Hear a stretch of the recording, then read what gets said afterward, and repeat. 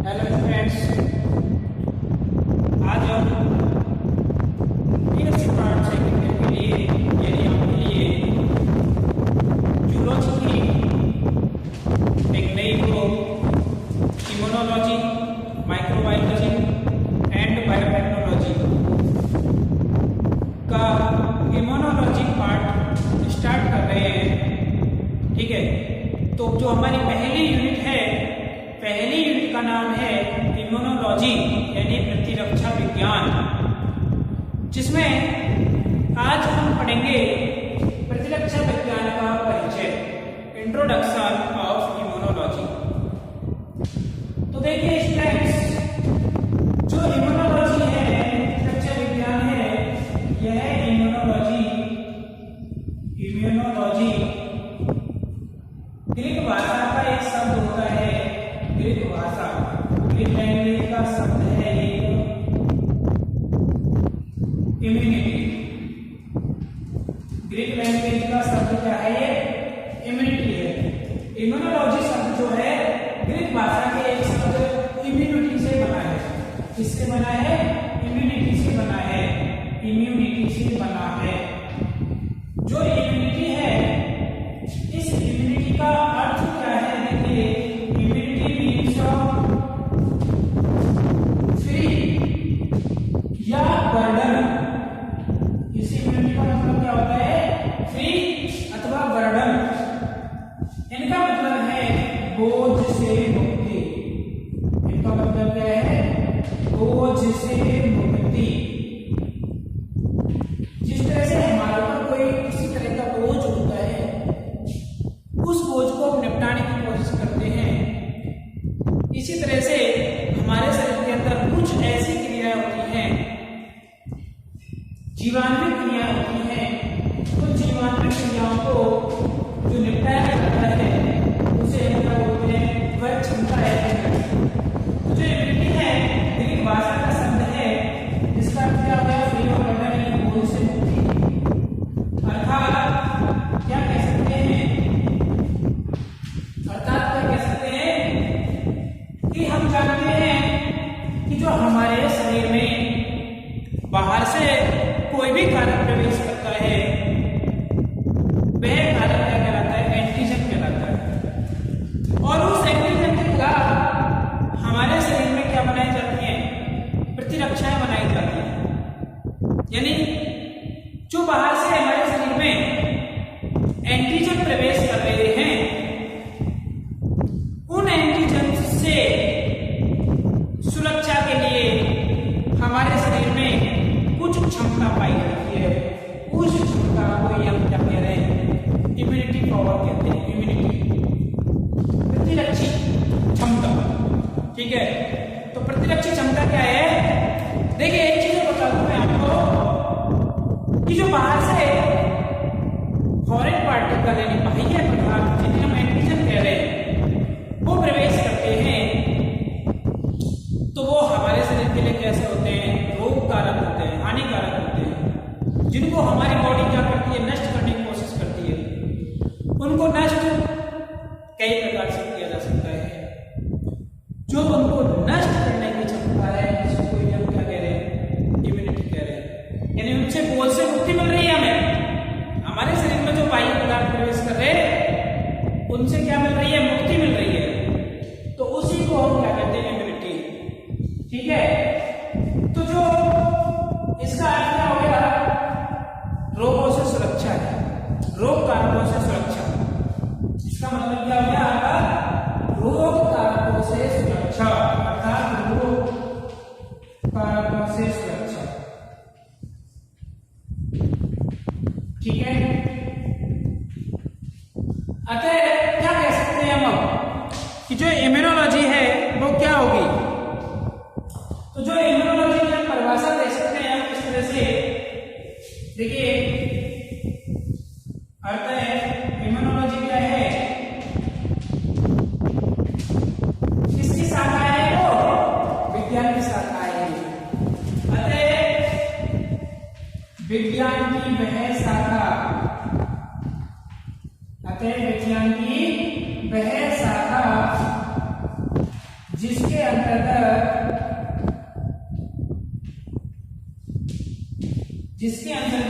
रोग कारक, ठीक है, एवं इनसे सुरक्षा करने वाले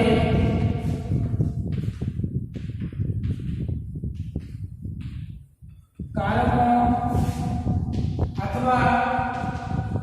अथवा क्या कह सकते हैं इसका इम्यूनिटी पावर, अथवा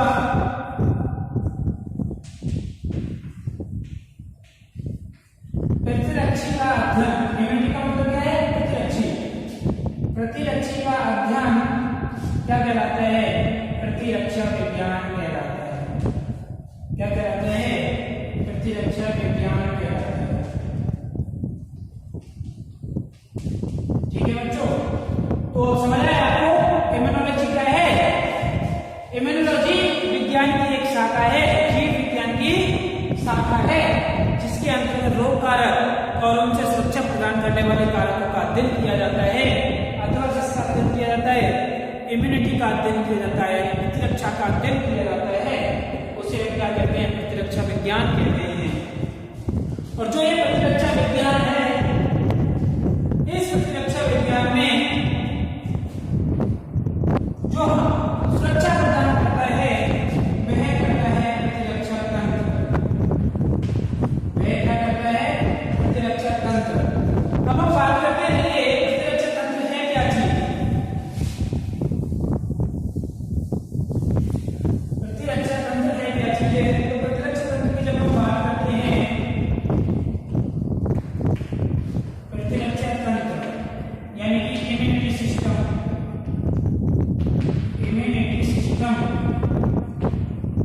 तो जो इम्यूनिटी सिस्टम है क्या है? एक हमारे शरीर में पाया जाने वाला ऐसा तंत्र है जो एंटीजन से सुरक्षा प्रदान करता है।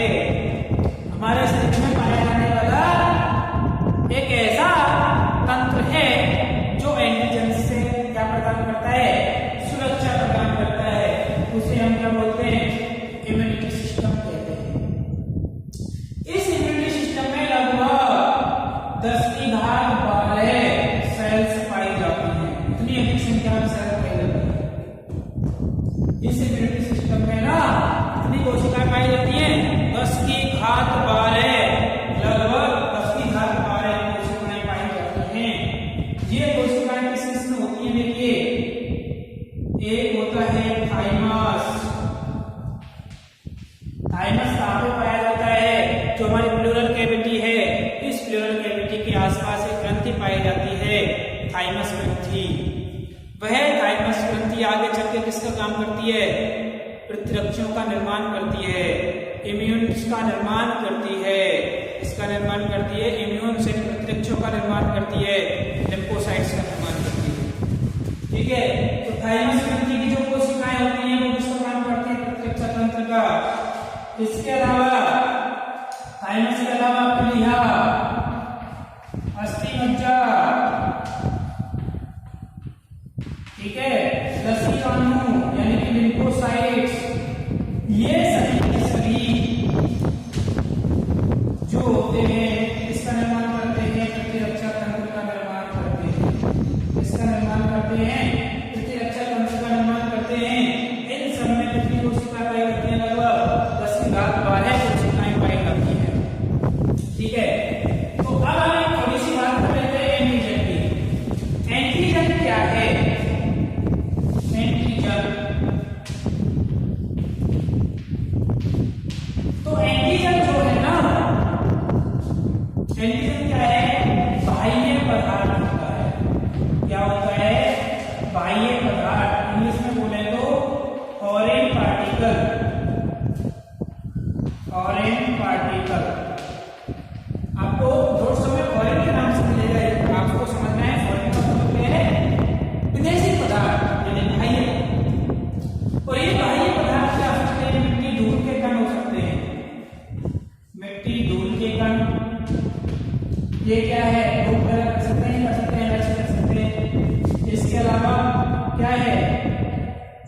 जो क्या नाम है, पादपों के परागकण, ठीक है, ये भी किसके तरह कार्य कर सकते हैं, एंटीजन के रूप में कार्य कर सकते हैं। जीवाणु, विषाणु, अन्य सूक्ष्म एवं अन्य सूक्ष्म जीव, ये किसका कार्य करते हैं, सभी के सभी बाह्य पदार्थ यानी एंटीजन का कार्य करते हैं। ये जब हमारे शरीर में प्रवेश करते हैं ना, तो प्रवेश करते हैं तो इनके द्वारा क्या है, विशिष्ट पदार्थों का संश्लेषण किया जाता है। विशिष्ट पदार्थों का संश्लेषण किया जाता है और वे विशिष्ट पदार्थ क्या होते हैं, आवेश कहलाते हैं।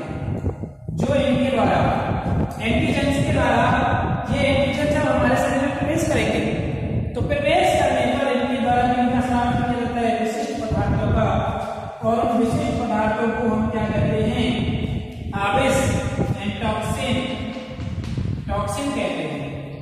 जहरीले पदार्थ हैं और ये जहरीले पदार्थ हमारे शरीर को क्या बना देते हैं, रोगग्रस्त बना देते हैं। ठीक है, तो जब हमारा शरीर रोगग्रस्त हो जाएगा तो हम किसी काम के नहीं रहेंगे। इसलिए जो ये आवेश होता है इनके द्वारा स्रावित किया जा रहा है, इस आवेश को किसका क्या करने की आवश्यकता होती है, नष्ट करने की आवश्यकता होती है, अथवा इसको क्या कर सकते हैं, उदासीन करने की आवश्यकता होती है। जब इसको उदासीन कर देंगे तो ये कोई काम नहीं करेगा, हमारे शरीर को हानि नहीं पहुंचाएगा। तो उदासीन या नष्ट करने की आवश्यकता होती है। जब ये उदासीन और नष्ट हो जाएगा तो ये शरीर को रोगग्रस्त नहीं कर पाएगा। तो जो इसको नष्ट या रोगग्रस्त किया जाता है ना, वो किसके द्वारा किया जाता है, प्रतिरक्षा तंत्र द्वारा किया जाता है। किसके द्वारा किया जाता है, प्रतिरक्षा तंत्र द्वारा। और प्रतिरक्षा तंत्र की अभी हम बात कर चुके हैं, कौन कौन सी कोशिकाएं होती है, कितनी कोशिकाएं होती हैं और कौन कौन से अंग होते हैं।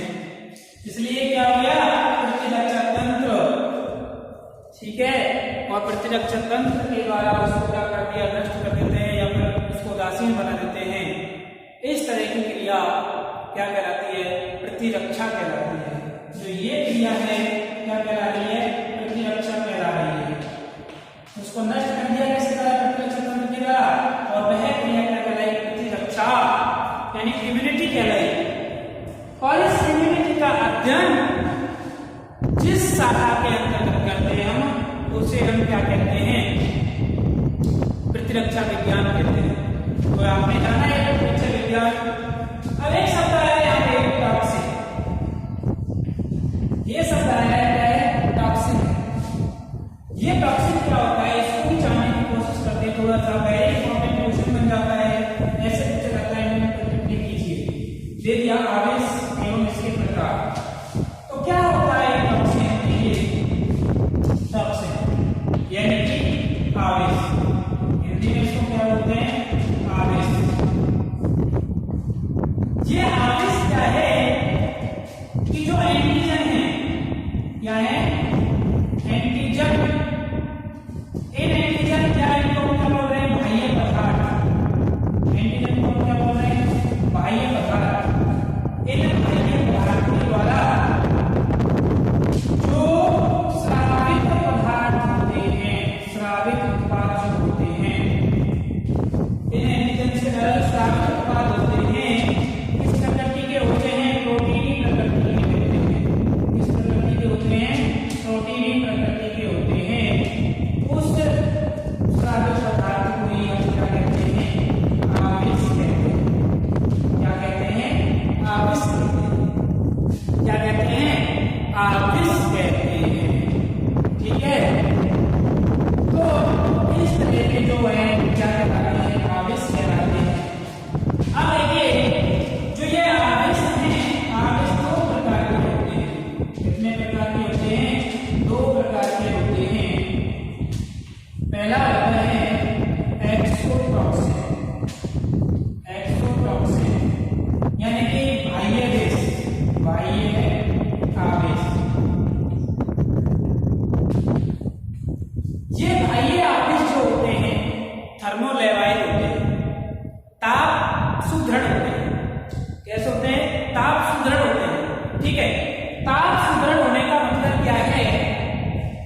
कि ये ताप की उपस्थिति में इन पर क्या पड़ता है, विपरीत प्रभाव पड़ता है। ठीक है, इसके अलावा जो एक्सोटॉक्सिन है जीवाणु के बाह्य शरीर द्वारा स्रावित किए जाते हैं और ये कोशिका भित्ति के नष्ट होने पर ही क्रिया करते हैं, कोशिका भित्ति के नष्ट होने पर क्रिया करते हैं और कैसे होते हैं, अत्यंत जहरीले होते हैं। जैसे इसका एग्जाम्पल होता है बोटुलिन।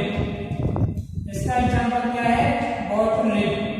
यह बोटुलिन जो है एक आविश है, जहर है, जो कि एक जीवाणु क्लोस्ट्रिडियम बोटुलिनम, इस जीवाणु का नाम क्या है, क्लोस्ट्रिडियम बोटुलिज्म। क्लोस्ट्रिडियम बोटुलिज्म जीवाणु के द्वारा क्या स्रावित किया जाता है, बोटुलिन जहर, जो किस प्रकृति का होता है, एक्सोटॉक्सिन प्रकृति का होता है और यह अत्यंत जहरीला विष है। ऐसा है, अत्यंत जहरीला विष है। ठीक है, जो कि कहाँ पाया जाता है, जलीय जीवाणु में पाया जाता है। अभी आपने इसका एक उदाहरण देखा सावर झील में। सावर झील में आपने देखा कुछ दिन पहले, 5-6 महीने बाद पहले है, तो 5-6 महीने पहले देखा आपने, लगभग दिसंबर जनवरी की बात है। उस दौरान सावर झील में बहुत सारे पक्षी मरे। उसके कारणों का पता लगाया तो जो है देखा गया कि सावर झील में बोटुलिन जहर का स्रावन हो गया है, बोटुलिन जहर निर्मित हो गया है। वो किसके द्वारा हुआ है, क्लोस्ट्रिडियम बोटुलिनम द्वारा। यह इतना जहरीला होता है कि इसकी 1 किलोग्राम मात्रा पूरे संसार को नष्ट कर सकती है, बहुत जहरीला होता है। ठीक है, तो इस तरह से ये होता है एक्सोटॉक्सिन। और दूसरे होते हैं एंडोटॉक्सिन। दूसरे कौन से होते हैं, एंडोटॉक्सिन। ठीक है, यानी अंतः विष, इनको क्या बोलते हैं, अंतः विष। ये अंतः विष जो होते हैं शरीर के अंदर स्रावित होते हैं और अत्यधिक जहरीले होते हैं, ताप स्थिर होते हैं, थर्मोस्टेबल होते हैं, ताप स्थिर होते हैं। तो इस तरह से ये आविश होते हैं। जो ये आविश है, हम आविश की बात कर चुके हैं। ये आविश हमारे शरीर को क्या करते हैं, प्रभावित करते हैं और हमारे शरीर को क्या करते हैं, रोगग्रस्त करते हैं। तो रोगग्रस्त होने से बचाने के लिए हमारे शरीर में क्या पाया जा रहा है, प्रतिरक्षक तंत्र।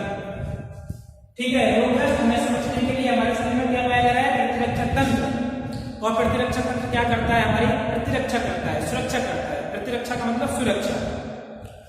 अब जो उन आविषों की सुरक्षा है ना, वो प्रतिरक्षा कह रहे हैं अपन उसको। यह प्रतिरक्षा 2 प्रकार की होती है। एक होती है अविशिष्ट या स्वभावज, दूसरी होती है विशिष्ट। अविशिष्ट का मतलब कोई हमारे शरीर में बाह्य पदार्थ प्रवेश किया। जैसे मान लीजिए क्या हुआ, कोई जीवाणु ने हमारे शरीर पर अटैक किया, तो हमारे शरीर से अटैच हुआ, उसने डंक मारा, ठीक है, या फिर हमारे शरीर पर अटैक किया, पसीने की तरह उसका नष्ट हो गया, आंख में घुस गया तो आंख में आंसू आएगा। आंख में आंसू में जो आंख में आंसू होता है, आंसू में एक एंजाइम पाया जाता है, उस एंजाइम का नाम होता है म्यूरामिडेज। उस एंजाइम का नाम क्या होता है, म्यूरामिडेज।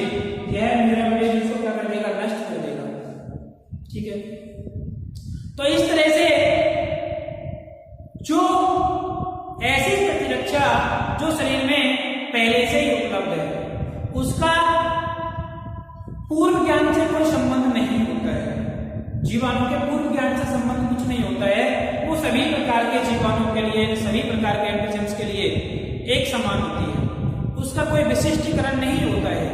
ठीक है, जैसे कोई शरीर में प्रवेश किया एंटीजन, तो हमारे शरीर में क्या आ जाता है, फीवर आ जाता है, बुखार आ जाता है।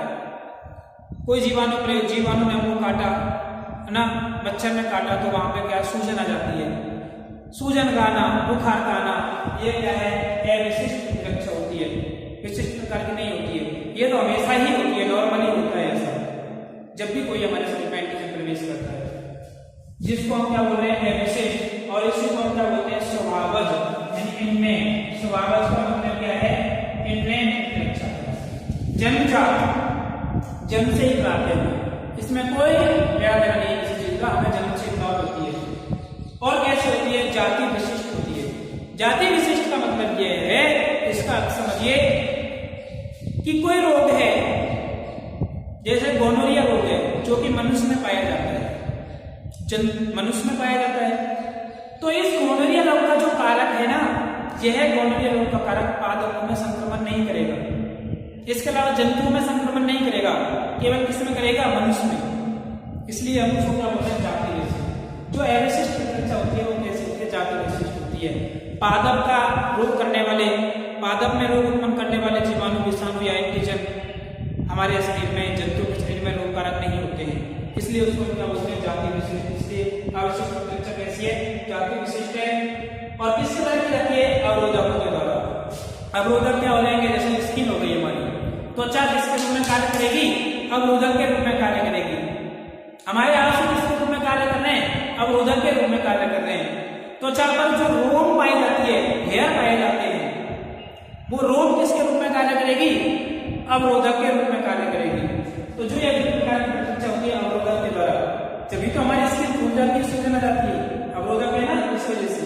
तो अवरोधक की तरह की जाती है, और वो अवरोधक हो सकते हैं, भौतिक अवरोधक हो सकते हैं, रासायनिक अवरोधक हो सकते हैं, जैविक अवरोधक। भौतिक अवरोधक में जैसे स्किन आ गई, सूजन आ जाना, भौतिक अवरोधक है। रासायनिक अवरोधक हमारे स्किन पर पसीना आता है और पसीने की तरह जीवाणु नष्ट हो जाते हैं, वो रासायनिक अवरोधक। जैविक अवरोधक क्या होता है?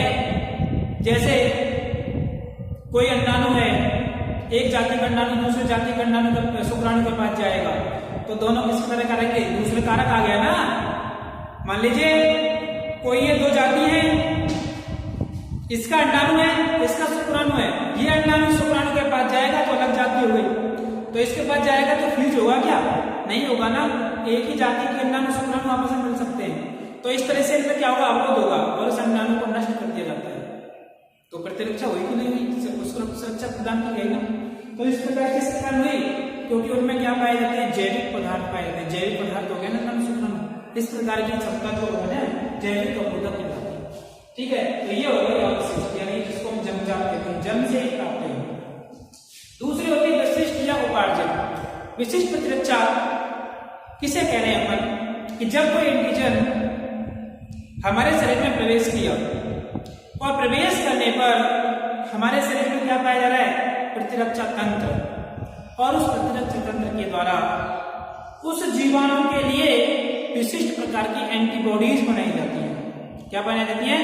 विशिष्ट प्रकार की एंटीबॉडीज बनाई जाती हैं, यानी प्रतिरक्षा बनाई जाती हैं। उस प्रकार की प्रतिरक्षा क्या कहलाती है? विशिष्ट प्रतिरक्षा। यह जो प्रतिरक्षा होती है जीवाणु के पूर्व ज्ञान पर आधारित होती है। किस तरह का जीवाणु है, उसकी किस प्रकार की प्रकृति है, उस प्रकृति के आधार पर ही प्रतिरक्षा बनाई जाती हैं। उसे विशिष्ट प्रतिरक्षा या उपार्जित प्रतिरक्षा कहते हैं, मतलब ग्रहण की जाती है। जब भी कोई जीवाणु हमारे शरीर में अटैक करेगा, उसी वक्त जो है प्रतिरक्षा बनाई जाती है, इसलिए इसको कहते हैं उपार्जित प्रतिरक्षा। दो प्रकार की होती है, एक तो प्राकृतिक होती है, एक कृत्रिम। प्राकृतिक क्या हुआ? हमारे शरीर में कोई जीवाणु प्रवेश किया, जीवाणु प्रवेश करने पर हमारा शरीर उससे लड़ेगा, स्वतः ही लड़ेगा। उस प्रकार की प्रतिरक्षा क्या कहला रही है? एंटीबॉडीज बनाएगा स्वतः ही, प्राकृतिक प्रतिरक्षा। जबकि कृत्रिम क्या है? जिसको रेडीमेड दिया जाता है, बना हुआ, जैसे कपड़े रेडीमेड पहन लिए हमने, टेलर के पास जाने की आवश्यकता नहीं हुई। ठीक है, और यदि हम बनवाएंगे तो बनाने के लिए थोड़ा समय लगेगा। ठीक है, जबकि रेडीमेड के लिए समय नहीं लगेगा, तुरंत ही अपना प्रभाव डाल देती है। ठीक है, इस तरह की जो होती है कृत्रिम प्रतिरक्षा होती है, अभी देखेंगे किस तरह की होती है। प्राकृतिक जो होती है दो प्रकार की है, सक्रिय और अक्रिय। सक्रिय प्रतिरक्षा कैसी होती है? सक्रिय मतलब कोई एंटीजन जब हमारे शरीर में प्रवेश किया तो वो किसकी तरह कार्य करेगा? एंटीजन के रूप में कार्य करेगा। एंटीजन जब प्रवेश किया तो उसने हमारे शरीर को क्या किया? प्रभावित कर दिया। उस क्रिया को बोलते हैं एंटीजेनिक उद्दीपन। उद्दीपन मिल गया हमारे शरीर को, क्या मिल गया? उद्दीपन मिल गया। किसके लिए उद्दीपन मिला? वो प्रतिरक्षा निर्मित करने के लिए। तो जैसे उद्दीपन मिला और उस उद्दीपन के फलस्वरूप जो प्रतिरक्षा होगी, यानी एंटीबॉडीज बनाई जाएंगी, वो क्या होगी? प्राकृतिक सक्रिय प्रकार की। कोई भी जीवाणु प्रवेश करता है उससे हमारे लिए एंटीबॉडी बनाई जाती है। इसमें सुप्त काल पाया जाता है, सुप्त काल पाया जाता है, ठीक है। क्या पाया जाता है? सुप्त काल, लेटेंट फेज पाया जाता है। यानी कि जब कोई जीव हमारे शरीर में प्रवेश कर रहा है ना, बाह्य जीव, तो उसको डायरेक्टली नहीं मार दिया जाता, तुरंत ही नहीं मारा जाता, थोड़े समय के पश्चात मारा जाता है। थोड़े समय के पश्चात एंटीबॉडी निर्मित होती है। उस अवस्था को बोलते हैं सुप्त काल, लेटेंट फेज कहते हैं, लेटेंट पीरियड कहते हैं। यानी कि हमारे शरीर में जो एंटीजन प्रवेश कर रहा है उसको कुछ समय पश्चात एंटीबॉडी बना करके नष्ट किया जाता है। तो जब तक का काल होता है सुप्त काल कहलाता है, ठीक है। दूसरी होती है अक्रिय प्रतिरक्षा। अक्रिय प्रतिरक्षा भी कैसे होती है? रेडीमेड होती है। कैसे होती है? रेडीमेड, जो कि जैसे कोलेस्ट्रॉल से प्राप्त होती है शिशु। और यह अक्रिय प्रतिरक्षा कब तक कार्य करती है? इसका निश्चित समय होता है, निश्चित समय के पश्चात इसका कोई प्रभाव नहीं होता है। जैसे शिशु में कब तक रहती है? जब तक शिशु में खुद का प्रतिरक्षा तंत्र विकसित नहीं होता है, जब तक यह कोलेस्ट्रॉल क्या करता है? उसको प्रतिरक्षा प्रदान करता है और संक्रमणों से सुरक्षा करता है, ठीक है। इस प्रकार की प्रकृति से मिली है, मौसम मिली है। जब कृत्रिम क्या होती है? कृत्रिम भी होती है, सक्रिय होती है। कृत्रिम में सुप्त काल नहीं होता। तो कृत्रिम कैसी है? बनी बनाई है, डायरेक्टली दिया जाएगा। जैसे मान लीजिए कुत्ता खा गया, बंदर खा गया, तो कुत्ते और बंदर के खाने पर क्या दिया जाता है? टीके दिए जाते हैं। और टीकों में क्या होते हैं? उनके अक्रिय जीवाणु होते हैं। अक्रिय जीवाणु जो हमारे शरीर में प्रवेश करेंगे तो उनके खिलाफ हमारा शरीर क्या बनाता है? एंटीबॉडी बनाता है। रेडीमेड दी गई एंटीबॉडी उसको। तो इस प्रकार की जो प्रतिरक्षा होती है कृत्रिम की सक्रिय है। सक्रिय में जैसे टीके दिए जा रहे हैं, रेबीज के टीके दिए जा रहे हैं। रेबीज के टीके जैसे कुत्ता काट गया, कुत्ते काटने के पश्चात समय समय पर, निश्चित समय के अंतराल पर इंजेक्शन लगाए जाते हैं, ठीक है। इंजेक्शन लगाए जाते हैं क्यों? क्योंकि उसके लिए तुरंत ही जो है प्रतिरक्षा दी जाती है। उसको अगर एक बार काट गया, उसके पश्चात कुछ समय पश्चात दोबारा पुनः से कुत्ता काट जाए तो पुनः से देने की आवश्यकता होगी। अतः कहा जा सकता है कि इसमें सुप्त काल नहीं पाया जाता, सुप्त काल नहीं पाया जाता। क्यों नहीं पाया जाता? क्योंकि यह एंटीबॉडी कैसी होती है? रेडीमेड होती है, रेडीमेड होती है, ठीक है। अर्थात उसको पुनः से देना ही पड़ता है। जबकि इसमें सुप्त काल होता है, एक बार एंटीजन उत्पन्न हो गया और यदि पुनः से उसी जीवाणु का आक्रमण होता है इसमें, तो क्या है? पुनः से एंटीबॉडी बनाने की आवश्यकता नहीं होती, क्योंकि शरीर में पहले से ही उपस्थित है। जबकि जो कृत्रिम प्रकार की प्रतिरक्षा होती है वो निश्चित समय के पश्चात नष्ट हो जाती है, पुनः से ही देने की आवश्यकता होती है। तो इस प्रकार की प्रतिरक्षाएं होती हैं। आशा करता हूं कि आपको समझ आया होगा। Thank you so very much.